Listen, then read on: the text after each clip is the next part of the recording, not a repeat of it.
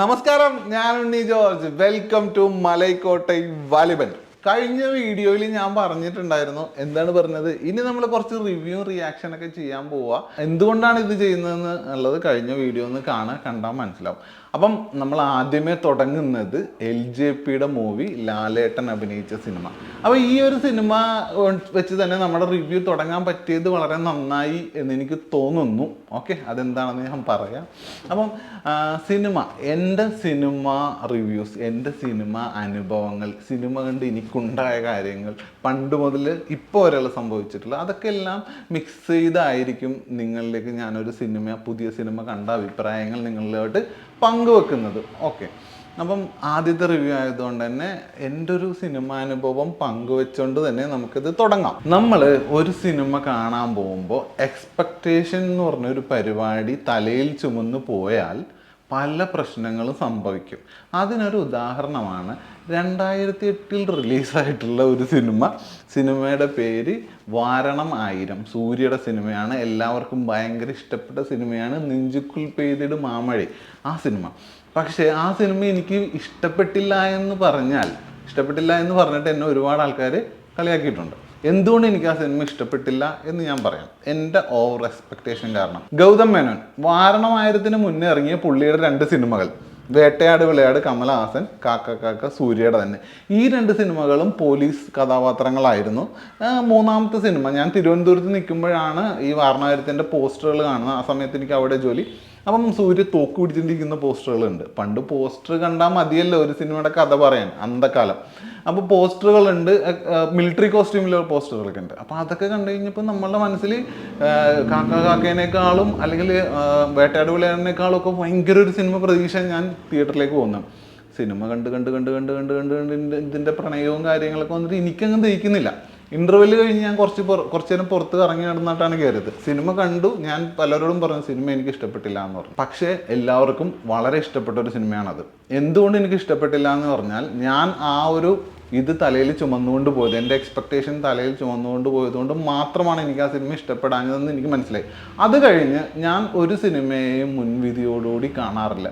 അത്യാവശ്യം മിക്ക ഭാഷകളിലെ സിനിമകളും കാണുന്നതുകൊണ്ട് തന്നെ വളരെ ഫ്രീ മൈൻഡായിട്ടാണ് ഞാൻ സിനിമ കാണാൻ പോകാറുള്ളത്. റീസെൻ്റ്ലി ഇറങ്ങിയ സലാർ സിനിമയുണ്ടല്ലോ, ആ സിനിമയ്ക്ക് ഏതാണ്ട് ഇതാണ് സംഭവിച്ചതെന്ന് എനിക്കൊരു അഭിപ്രായമുണ്ട്. കാര്യം എന്താണെന്ന് വെച്ചാൽ, പുള്ളിയുടെ മുന്നത്തെ സിനിമയായിട്ട് ഒരുപാട് കമ്പയർ ചെയ്തു. സിനിമയുടെ സംവിധായകൻ ലിജോ ജോസ് പല്ലിശ്ശേരിനെ അറിയാത്ത സിനിമ ആസ്വാദകരില്ല. എല്ലാവരും പറയുന്നത് ലിജോ ജോസ് പല്ലിശ്ശേരിയുടെ സിനിമയാണ് എന്നുള്ളത് തന്നെയാണ്. സിനിമ ഇറങ്ങി ഇനി 2 ദിവസങ്ങൾക്കുള്ളിൽ ഇത് തന്നെയായിരിക്കും എല്ലാവരും പറയാൻ പോകുന്നത്. ഈ ഒരു സാധനം വർഷങ്ങൾക്ക് മുന്നേ ലാലേട്ടൻ പറഞ്ഞിട്ടുണ്ട്. ഉദയനാണ് താരൻ സിനിമ റിലീസായ സമയത്ത്, ഇനി നിങ്ങൾ പറയാൻ പോകുന്നത് ഇതൊരു സംവിധായകന്റെ സിനിമ എന്നായിരിക്കും, റോഷൻ ആൻഡ്രൂസിന്റെ സിനിമ എന്നായിരിക്കും, മമ്മൂട്ടിയുടെയോ മോഹൻലാലിന്റെയോ സിനിമയല്ല, സംവിധായകന്റെ പേര് പറഞ്ഞിട്ടായിരിക്കും സിനിമ അറിയപ്പെടാൻ പോകുന്നത് എന്ന് പണ്ട് ലാലേട്ടൻ പറഞ്ഞിട്ടുണ്ടായിരുന്നു. ആ ഒരു സംഭവമാണ് ഇപ്പം നന്നായിട്ട് റിഫ്ലക്റ്റ് ചെയ്യുന്നത്. എന്തുകൊണ്ടാണെന്നറിയാമോ? സംവിധായകൻ അദ്ദേഹത്തിൻ്റെ പെർസ്പെക്റ്റീവ്, അദ്ദേഹത്തിന് തോന്നുന്ന കാര്യങ്ങൾ കൃത്യമായി പകർത്തി നമ്മളിലേക്ക് എത്തിക്കുമ്പോഴാണ് ഒരു സംവിധായകൻ്റെ പേര്, നടൻ്റെ പേര് പോലും ഓർക്കാതെ നമ്മൾക്ക് പറയാൻ പറ്റുക. അങ്ങനെ പറയാൻ പറ്റിയ ഏറ്റവും നല്ലൊരു പേരാണ് ലിജോ ജോസ് പല്ലിശ്ശേരി. അദ്ദേഹത്തിൻ്റെ പഴയ അല്ലെങ്കിൽ ഇതിക്ക് മുന്നേയുള്ള സിനിമകൾ എടുത്തു നോക്കിയാൽ അറിയാം, അദ്ദേഹത്തിന് ഇഷ്ടപ്പെടുന്ന രീതിയിൽ ആണ് അദ്ദേഹത്തിൻ്റെ സിനിമകൾ വന്നിട്ടുള്ളത്. നമുക്ക് വേണമെങ്കിൽ കാണാതിരിക്കാം. ഈ സിനിമ കാണാൻ പോകുമ്പോൾ നിങ്ങളൊരു വൈഡായിട്ടുള്ള മനസ്സായിട്ട് പോവുക. മനസ്സിലൊന്നും ഇല്ലാതെ ഫ്രീ ആയിട്ട് ഒന്നിനെ പറ്റി ചിന്തിക്കാതെ പോയിരുന്നാൽ നിങ്ങൾക്കൊരു നല്ല സിനിമ ആസ്വദിക്കാൻ പറ്റും. വളരെ സ്ലോയിലാണ് ഈ സിനിമ തുടങ്ങുന്നത്. ഈ സിനിമയുടെ പേരിൻ്റെ അർത്ഥം അറിയാമോ? മലൈക്കോട്ടൈ വാലിബൻ. വാലിബൻ എന്ന വാക്കിൻ്റെ അർത്ഥം അറിയാമോ? വാലിബൻ എന്ന് പറഞ്ഞാൽ ഞാൻ ഗൂഗിൾ ചെയ്തപ്പോൾ ബോയ്, ആൺകുട്ടി. മലൈക്കോട്ടയിലെ ആൺകുട്ടിയുടെ കഥയാണ്. ഈ സിനിമ കാണാൻ വേണ്ടി പോകുമ്പോൾ നിങ്ങൾ മനസ്സിലൊന്നുമില്ലാതെ പച്ചവെള്ളം പോലെ അങ്ങ് പോവുക. അപ്പോൾ നിങ്ങൾക്ക് ഏത് രീതിയിൽ നിങ്ങളുടെ മനസ്സ് ട്രാൻസ്പെറൻ്റ് ആക്കി എടുക്കാൻ പറ്റും, വൈഡായിട്ടുള്ള ഒരു സിനിമ കാണാൻ പറ്റും. ഈ സിനിമയുടെ ഏറ്റവും വലിയൊരു പ്രത്യേകതയാണ് വൈഡായിട്ടുള്ള ഷോട്ടുകൾ. ലിജോ ചേട്ടൻ്റെ പഴയ സിനിമകളിലൊക്കെ നോക്കിയാൽ അറിയാം, വൈഡായിട്ടുള്ള ഷോട്ടുകൾ ഉണ്ടാകും. പക്ഷേ ഈ സിനിമയിൽ കുറച്ച് അധികം ഉണ്ടെന്ന് എനിക്ക് തോന്നുന്നു. നല്ല വൈഡായിട്ടുള്ള ഷോട്ടുകളാണ് വെച്ചിരിക്കുന്നത്. സാധാരണ സിനിമയിൽ വൈഡ് ഷോട്ടുകൾ കുറവായിരിക്കും. എന്താണെന്നറിയാമോ? വൈഡ് ഷോട്ട് വെച്ചാൽ വൈഡിൽ ഒരുപാട് പ്രോപ്പർട്ടീസ് കാണിക്കേണ്ടി വരും. പക്ഷെ ഇതിങ്ങനെ തുറന്ന് കിടക്കുന്ന ഒരു സ്ഥലത്ത് ഷൂട്ട് ചെയ്യുന്നതുകൊണ്ട് തന്നെ വൈഡ് എത്ര വേണേലും വെക്കാം. പക്ഷെ ഭംഗിയാണ് കേട്ടോ, നല്ല രസമായിട്ടുള്ള വിഷ്വൽസ് ആണ് ഇത് ചെയ്തേക്കണം. നമ്മുടെ ക്യാമറമാനെ സമ്മതിക്കണം. മധു നീലാണ്ടൻ അദ്ദേഹമാണ് ഇതിൻ്റെ ക്യാമറ കൈകാര്യം ചെയ്തിരിക്കുന്നത്. ഈ ലിജോ ചേട്ടനും മധുചേട്ടനും തമ്മിലുള്ള ഒരു കോമ്പിനേഷൻ, ലിജോ ചേട്ടൻ ഉദ്ദേശിക്കുന്നതാണ് മധുചേട്ടൻ സ്ക്രീനിൽ ഇങ്ങനെ കാണിച്ചു തന്നിട്ടുള്ളത്, ഉറപ്പാണ് ആ കാര്യം. ഇതിൻ്റെ കളർ ടോൺ ഉണ്ടല്ലോ, കളർ ടോൺ ഞാൻ പറഞ്ഞുതരാം. നമ്മുടെ ഏഷ്യാനെറ്റിൽ വരുന്ന സിനിമകളുണ്ടല്ലോ അതിൻ്റെ കളർ ടോൺ, ഏഷ്യാനെറ്റിൽ കുറച്ച് റെഡ് ഇങ്ങനെ കയറി കിടക്കും, അങ്ങനത്തെ ഒരു കളർ ടോണിലുള്ള ഒരു സിനിമ.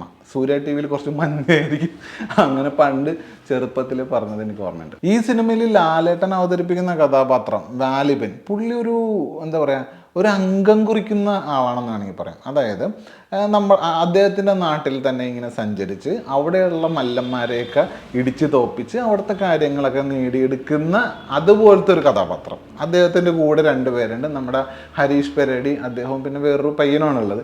അപ്പം ഹരീഷ് പെരടി അദ്ദേഹത്തിൻ്റെ കഥാപാത്രം നല്ല രസമുണ്ട് കേട്ടോ, നന്നായിട്ട് പുള്ളി ചെയ്യുന്നുണ്ട്. പുള്ളി അറിയാമല്ലോ, പുള്ളിക്ക് ഇടിലൻ ആക്ടർ.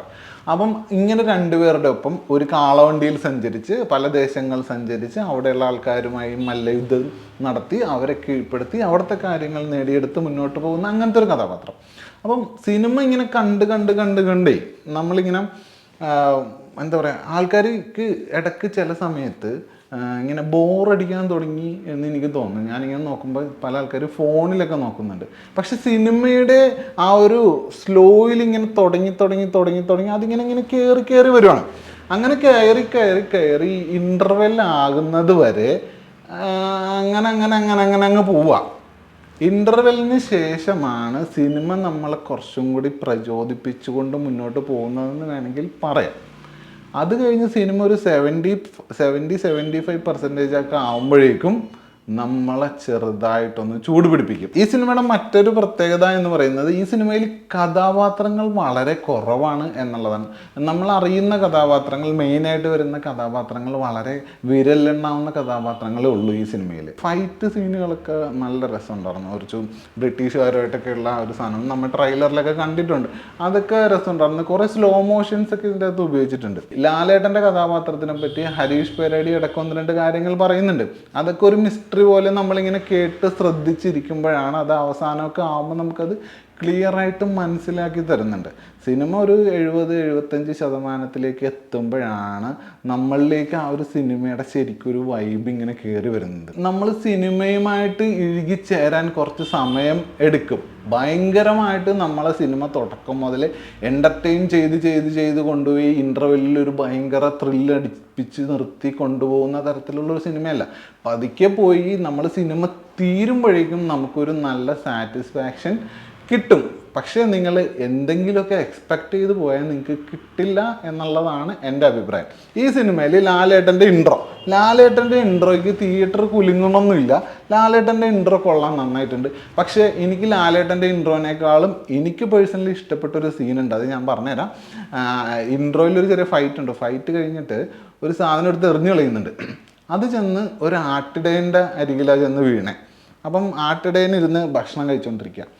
അപ്പം ഈ സാധനം എന്താണ് വീണതെന്ന് അറിയാൻ ആട്ടിടയൻ ഭക്ഷണം കഴിച്ചെടുത്തെന്ന് അങ്ങോട്ട് ചെല്ലുക. അതെന്താണെന്ന് നോക്കുമ്പോഴേക്കും പുള്ളി കഴിച്ചുകൊണ്ടിരുന്ന സാധനം ഇങ്ങനെ ഒരു ആട് വന്നിങ്ങനെ എടുത്തുകൊണ്ട് പോകുന്നുണ്ട്.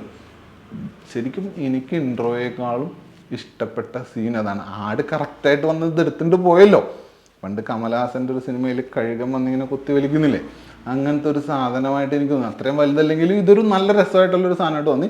ഇൻട്രോയേക്കാൾ എനിക്ക് ഇച്ചിരി ഇഷ്ടപ്പെട്ടു എന്നുള്ള മാത്രമേ ഉള്ളൂ. ഇൻട്രോ മോശമാണെന്നല്ല ഞാൻ പറഞ്ഞത്. ഇൻട്രോയൊക്കെ വളരെ സിമ്പിളായിട്ട് ക്ലാസ് ആയിട്ടുള്ള ഒരു ഇൻട്രോ ആയിരുന്നു, നല്ല രസമുണ്ടായിരുന്നു. ഈ സിനിമ ചിലപ്പോൾ ഇഷ്ടപ്പെടാത്ത ആൾക്കാരായിരിക്കും മറ്റു ഭാഷകളിലെ, ഞാൻ ഉദ്ദേശിച്ചത് ഒരു അറബിക് സിനിമയോ അല്ലെങ്കിൽ ഒരു ഇറാൻ സിനിമയോ വളരെ സ്ലോ ആയിട്ടുള്ള സിനിമ കണ്ടിട്ട് അതിനെപ്പറ്റി വളരെ നല്ല അഭിപ്രായങ്ങൾ പറയുന്നത്. നമ്മുടെ നാട്ടിൽ ഇറങ്ങുന്ന സിനിമകളും ഇങ്ങനെ മികച്ച സിനിമകളുണ്ട്. എല്ലാ തരത്തിലും ഇത് വളരെ മികച്ച ഒരു സിനിമ തന്നെയാണ്. പക്ഷേ ഈ സിനിമ എല്ലാ വിഭാഗത്തിലുള്ള ആൾക്കാർക്ക് ഇഷ്ടപ്പെടണം എന്നില്ല. നല്ലൊരു സിനിമാ പ്രേമിയാണെങ്കിൽ നിങ്ങൾ ഉറപ്പായിട്ടും ഈ സിനിമ കണ്ടിരിക്കണം. ഈ സിനിമ നിങ്ങളെ തൃപ്തിപ്പെടുത്തും.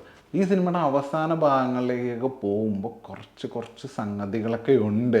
ആ ഒരു സംഗതികൾ ഇങ്ങനെ മലയാള സിനിമയിൽ നമ്മൾ ഇതുവരെ കാണാത്ത ഒരു സംഭവങ്ങൾ തന്നെയാണ്. നമ്മളൊരു അമർചിത്ര കഥ ഇങ്ങനെ വരച്ച് വെച്ചിരിക്കുന്ന സാധനങ്ങളില്ലേ, അതേപോലത്തെ ഫ്രെയിംസും വിഷ്വൽസും ഒക്കെ തന്നെയാണ്.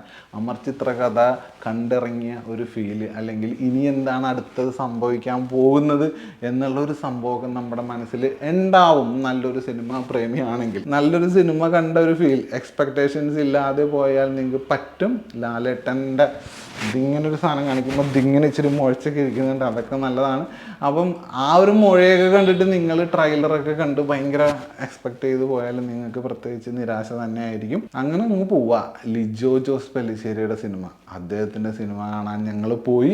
അദ്ദേഹത്തിൻ്റെ പാറ്റേണിലുള്ളൊരു സിനിമ കണ്ടു, ഞങ്ങൾക്കത് ഇഷ്ടപ്പെട്ടു എന്ന് പറയാൻ നിങ്ങൾക്കും കഴിയട്ടെ എന്ന് ഞാൻ ആശംസിക്കുന്നു. അപ്പോൾ ഇനി ഇറങ്ങുന്ന സിനിമകളിലൊക്കെ ഇതേപോലെ എൻ്റെ അനുഭവങ്ങൾ വെച്ചിട്ടുള്ള കാര്യങ്ങൾ നിങ്ങളുമായിട്ട് ഷെയർ ചെയ്യണം എന്ന് വിചാരിക്കുന്നു. ഇതൊരു വലിയ റിവ്യൂ അങ്ങനെയായിട്ടൊന്നും കരുതണ്ട. നിങ്ങൾക്ക് സിനിമ ഇഷ്ടപ്പെടുന്ന ആൾക്കാരാണെങ്കിൽ ഉറപ്പായിട്ടും നിങ്ങൾ പോയി കണ്ടോ, ഇഷ്ടപ്പെടും.